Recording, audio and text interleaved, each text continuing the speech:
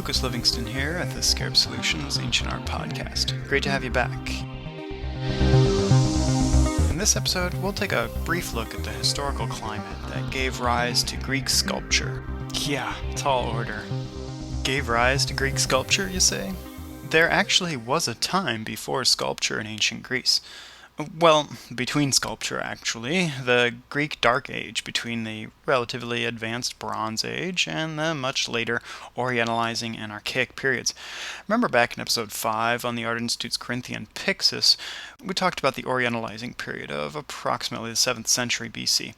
To quote myself, the Orientalizing period is a time when the Greeks renew contact and trade with the different civilizations of the ancient Mediterranean and the ancient Near East, after a long period of isolation during the Greek Dark Age and Geometric period. This is a fascinating time of rediscovery, invention, and assimilation.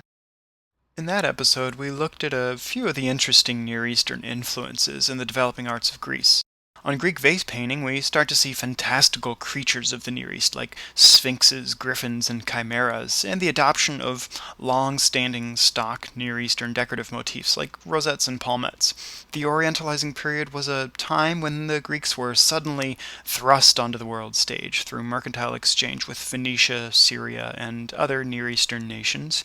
The Greeks became familiar with Near Eastern artistic traditions through all the patterned textiles, decorative vessels, and other ornamentation that these foreign merchants brought with them to Corinth and other ports of trade. But just as the Greeks enjoyed and adopted these Near Eastern designs, they also immediately assimilated and adapted them to suit their own needs. And we discussed one example of this assimilation at length in the decoration of the Art Institute's Corinthian Pixis. There are a number of other profound developments in the Greek arts at this time, like the general manner in which the human form is represented on a two-dimensional painted surface. In episode 5, we explored how some areas of the Greek mainland, like Athens, continue in the traditional vase painting design of the previous century, with a stark contrast of the darkly silhouetted geometric figures against a background of meandering patterns. Corinth, however, pushes this aside for a more natural style of gentle curves and elaborate outlines of the figure's contour, with a smoother flowing brush.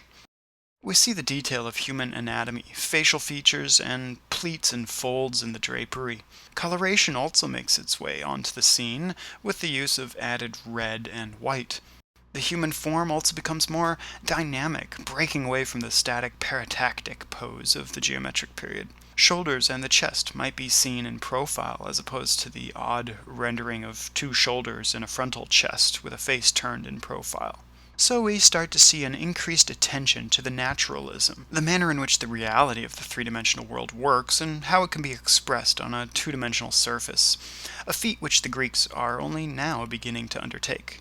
But I don't mean to give all the credit to Corinth. During the Archaic period of the late 7th and 6th century, Athens was breaking new grounds too, as we'll soon see in the advent of sculpture. The introduction of freestanding monumental sculpture stems from another fascinating influence on the developing Greek arts, which deserves a lot of attention. But for this influence, we need to look a little south to Egypt. Contemporary to the second half of the Greek Orientalizing period and the first half of the Archaic period was the Egyptian 26th dynasty, the Saite Dynasty of the late period.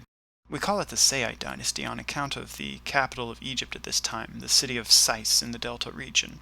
And what time is this? We're talking 664 to 525 BC.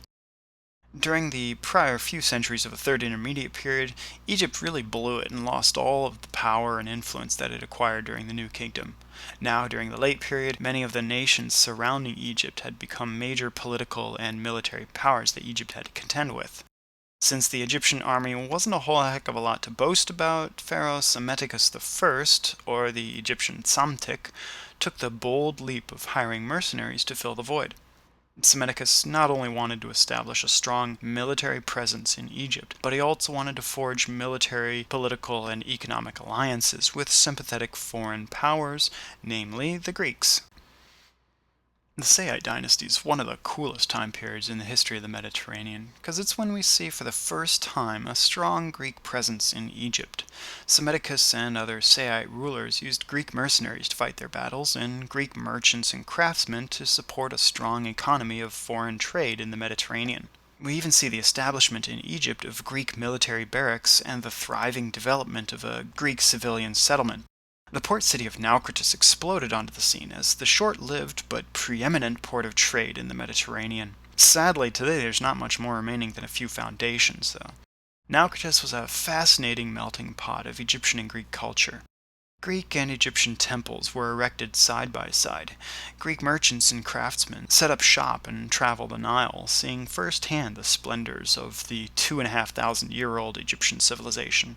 And just as Greeks were inclined to adopt Near Eastern ideas to enhance their artistic repertoire, there are also some very distinct Egyptian influences on the cultural development of Greece in the aspects of domestic and religious art, temple architecture, and even religious belief and ritual. Greeks begin to visit Egyptian temples, dedicating bronze Egyptian votive statuary with Greek prayers inscribed on them. Greek statuary also begins to take on an Egyptian form, like this figurine of a seated woman nursing a child, which closely resembles the very popular figure type of Isis nursing the child Horus. So at the beginning of this episode, I said we'll take a brief look at the historical climate that gave rise to Greek sculpture. We did that, the stage is set, and before I start to lose you, we're going to wrap things up here. We'll pick up next time with a close look at one of the earliest known and most intact Greek sculptures of a particular statue type called a kouros, the so-called Metropolitan kouros at the Metropolitan Museum of Art in New York. Be sure to check out the bibliography at scarabsolutions.com for a number of references on the Greek contact with Egypt during the Saite Dynasty. On a technical note, if you were having trouble viewing some of the photo albums on the website using version 3 of Firefox, that's because of a JavaScript incompatibility between iWeb and Firefox 3. After much searching of the online Apple support forum, one crash, and some colorful language, I think I've managed to implement a fix, so you should be able to browse the photo albums again. Thanks for listening, and tune in soon for the next episode of the Scarab Solutions Ancient Art Podcast.